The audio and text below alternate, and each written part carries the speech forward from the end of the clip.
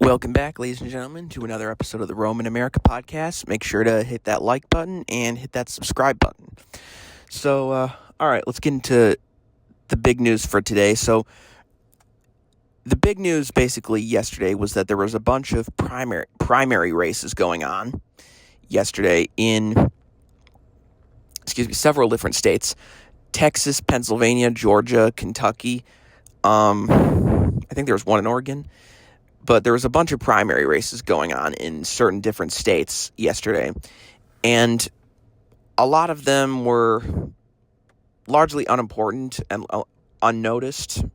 There wasn't really much there. But the big one, of course, was the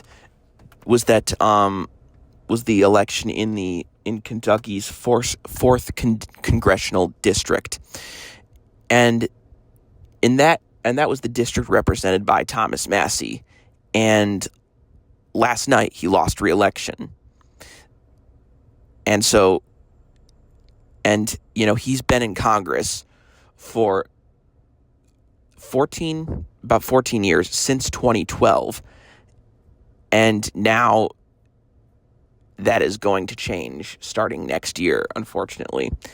And what it really does go to show is that there is a large plethora of people who are politically homeless, because there's a lot of conservatives, especially young conservatives, who have turned against Israel and want nothing to do with it anymore.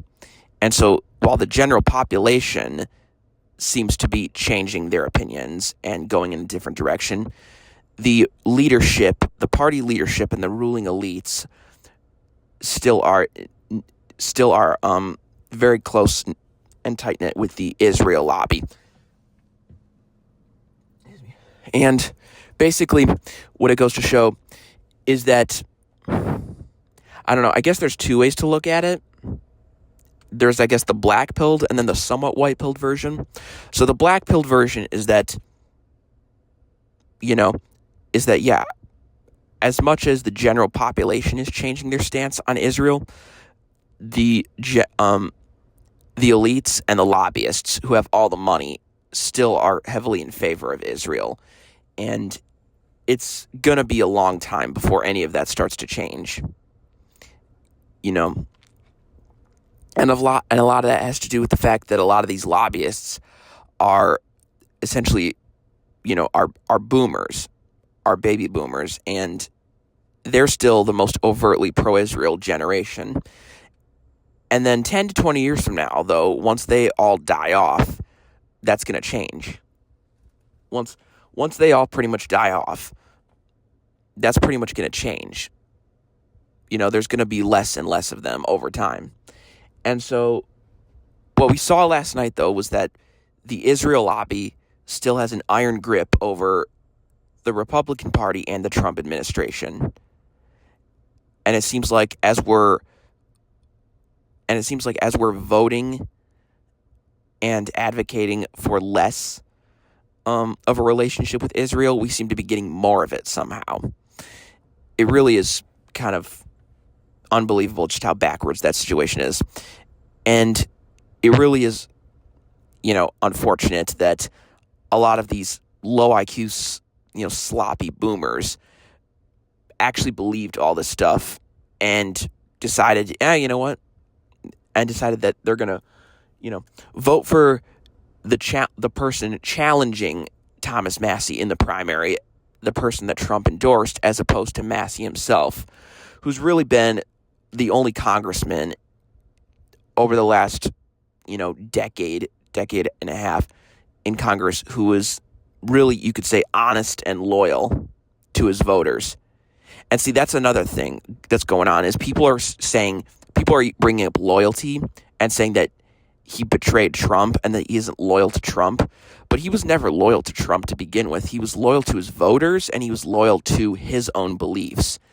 And that's what the beliefs that he runs on that he's ran on every election since he got into Congress. And so really, it has nothing to do with loyalty to Trump. People say that Thomas Massie lost simply because he went against Trump. And it's like, no. but that's not true. He went against the Israel lobby.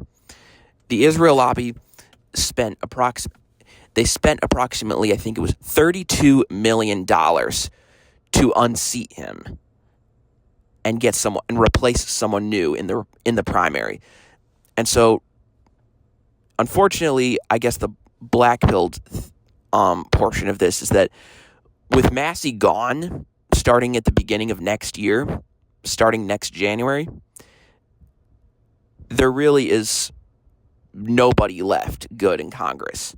If you're looking for, especially if you're a Republican who's anti-Israel and America first and just wants to put America first in every retrospect or whatever, there's nobody left now. Like, Massie was the last one standing. I mean, in terms of there were only 3 Republicans, I guess you could say, going all the way back to 2 years ago, whatever. There was Massie himself, Marjorie Taylor Greene, who resigned at the beginning of this year. Like, I think it was on January 5th is when she officially resigned from Congress. And so she's out now. And ever since she got out, she's only grown increasingly more critical of the president and his actions that he's taken. And so she's gone. And then, of course, there was Matt Gaetz, who, right after the election in 2024, resigned from Congress. And I don't know. I guess who knows how things would have gone if Matt Gaetz became Attorney General. And I guess you could say it's a good thing that he ultimately didn't do it, because there's other people in the administration that we thought were going to be incredible, that were going to be, quote, nuclear bombs on the deep state, and they just failed completely. The 2 biggest ones, of course, being Kash Patel and Dan Bongino.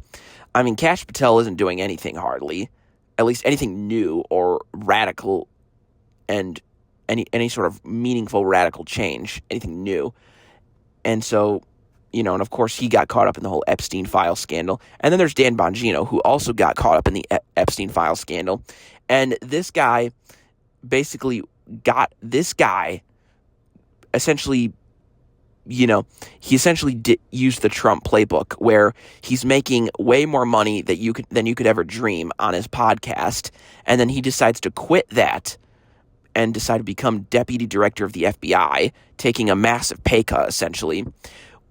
And because of that, you would think, there's an incentive structure that would cause him to be more honest and faithful and truthful and stuff like that. Well, it turns out Dan Bongino then lied to everybody with the Epstein files cover-up, and all of a sudden changed his tune and said that there's nothing to the Epstein files, that he killed himself, that, and basically tried dodging the questions of whether Epstein was an asset for foreign intelligence, basically doing all that stuff. And then, of course, he comes back, in January, February this year, he comes back to podcasting and thinks he can have the same audience, and he doesn't. He started out strong, but ever since he came back, his numbers have been slowly slipping. I mean, he started off in like the top 10, top 15, and now he's down to 90th place or whatever on the top podcasts on Spotify or whatever. And so you've got that. And then of course, not to mention the fact that he's constantly now defending Mark Levin and reposting Mark Levin's posts on his account. Oh, and here's a funny anecdote, by the way.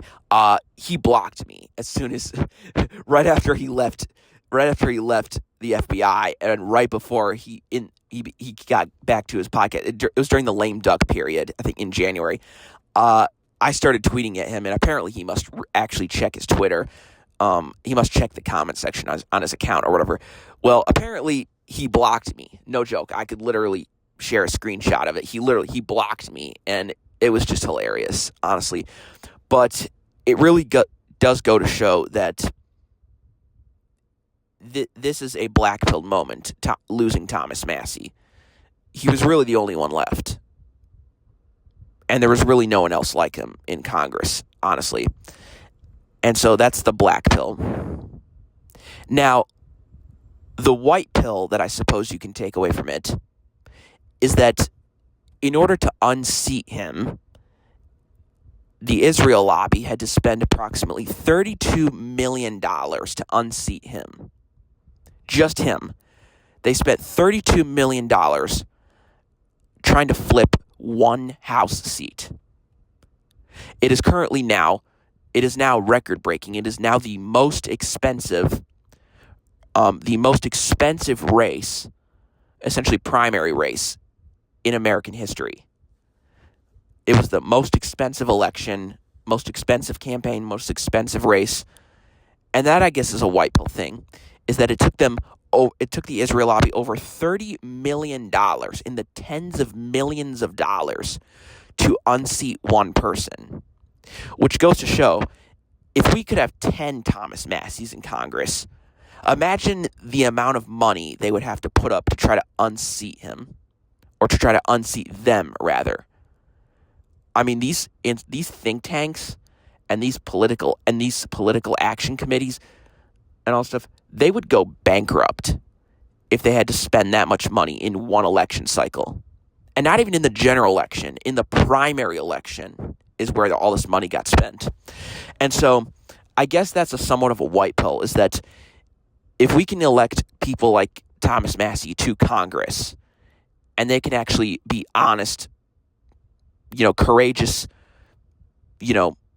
public servants who are trying to enact the will of the people, in a sense, then that really does show where we could go. And we're starting to see, signs of that, of course, in other races. Like, of course, for example, in the Florida governor race, of course, we have James Fishback, who's trying to primary Byron Donalds, and he's behind by quite a lot, but his numbers seem to be slowly increasing. So even if Fishback doesn't win, he's at least going to take away a significant portion of the vote that would have gone to Byron Donalds. And so you've got him, and then of course, and then Florida's, if I remember correctly, in Florida's 6th congressional district, you have Aaron Baker trying to primary Randy Fine. And for those who don't know, the 6th congressional district, this is the district that Dan Bilzerian is attempting to run in, even though he's running a completely stupid campaign. He has literally no idea what he's doing. And yeah, and that's another big reason why he shouldn't have run, because apparently he's stupid. But that's another big reason why he never should have run in the first place, is because Aaron Baker is already trying to primary him. And from what I've seen, Aaron Baker is somewhat critical of Israel, and he's running as a Republican. He's on the Republican side. And so what these races do show is that the cracks are already starting to emerge, and if the Israel lobby wants to prevent these people from getting elected, or wants to unseat these people who are already elected, they're going to have to put up massive sums of money. And eventually they're going to have to put up so much money that it's going to be overwhelming and they won't be able to afford it, in which case they're just going to have to give up. And then, of course, that's going to lead to the next phase of the relationship between America and Israel. But elections here in the United States, here in the homeland, that's a major part of our foreign policy and our relationship towards Israel. It's not just what happens actually over there that matters, but also the elections that happen here at home. And last night really proved it. And so I'm both black-pilled and white-pilled at the same time. And so I really don't know which direction to go in, but it's going to be tough with Massie gone. And I just hope that the tide keeps turning in the other direction, and that, and that right-wingers and young conservatives actually try to adopt a more America First view on foreign policy. And I hope it continues, even without, the members of Congress that we seem to, enjoy the company of. So, yeah, it's both good and bad what happened. I'm kind of black-pilled, but at the very least, it's kind of a silver lining. And so, I don't know. We'll see where things go. But, yeah. So, yeah, thanks for hanging out. Thanks for listening to this episode. And this will be up momentarily. Next episode will come out whenever. And thanks for hanging out. Again, hit the like button. Hit the subscribe button.